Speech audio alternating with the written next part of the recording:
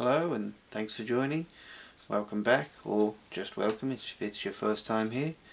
You may remember a few weeks back I was running through a few different designs I'd come up with for a end-to-end shunting layout in 00, and as things tend to do, plans have changed.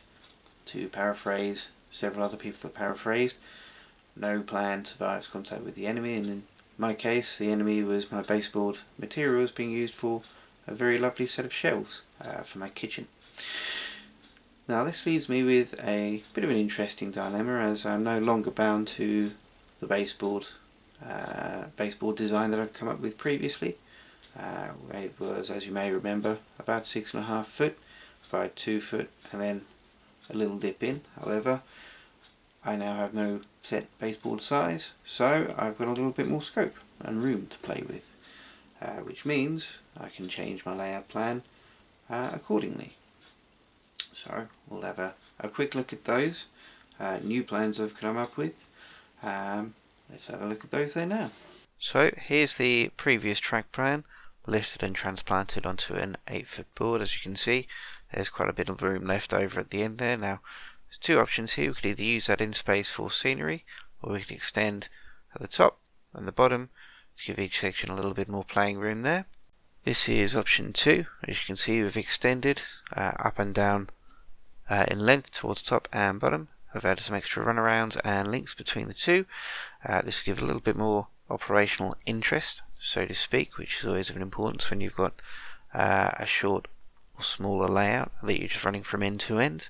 Obviously it does involve a little more complexity on the track work there, so that's always something to bear in mind. And then finally we've got plan number 3. Similar in concept to my original plan that I'd modified after talking to a few people online. You may remember this layout plan from my last video, I think it was. As I say, very similar in concept. I have two separate shunting areas on the same board. Obviously this most recent one gives a lot more scope for runarounds, and has some more small space on the board too. The beauty of this latest one is obviously if I were to expand the layout at some point in the future, add additional boards and make it to a full runaround track, obviously it'll be a lot more straightforward to do than with the ladders in between 2 yards there.